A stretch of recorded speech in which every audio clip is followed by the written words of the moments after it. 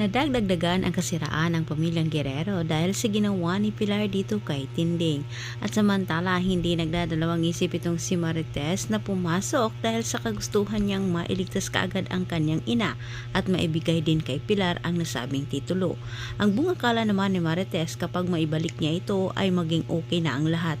Ngunit hindi inasahan ni Marites na siyang maging katapusan na palang dalawa nila ni Pilar. Para kay Pilar, bantay itong si Tinding at Marites sa kanyang mga plano. Ayaw niya na mas unahin pa ito ni Gustavo at posibleng si Gustavo din ang babawi sa mga ari-arian para ibalik ito sa mag-ina. Kahit sinabi naman ni Pilar kay Marites na wala na umano siyang balak na buhayin ang dalawa, sisiguraduhin umano niya na hindi na makakalabas ang dalawa sa lungga kung saan sila ngayon at higit sa lahat ganun din itong si Tanggol at Ramon. Habang sa kabilang banda ay nakikipagsabayan na itong si Tanggol at Ramon sa mga tauhan ni Pilar. Ngunit sa kasamang palad hindi rin nila maiwasan ni sila'y masuko. Ang buong akala ni Ramon ay magiging katapusan na nilang dalawa ni Tanggol kahit sila ay nagpapaalam na sa isa't isa.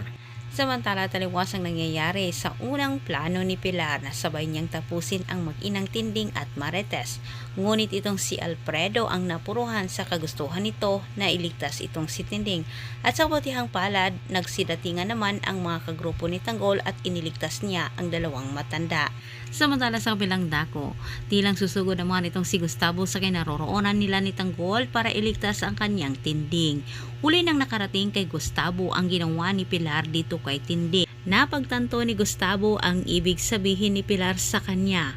Alam na niya kung ano ang ginawa ni Pilar dito sa kanyang Tinding. Kahit agad tinipo ni Gustavo ang kanyang mga tauhan para puntahan kung saan itong si Pilar. Tilang mapang-abot itong si Gustavo at Olivia pero wala nang buhay itong si Pilar.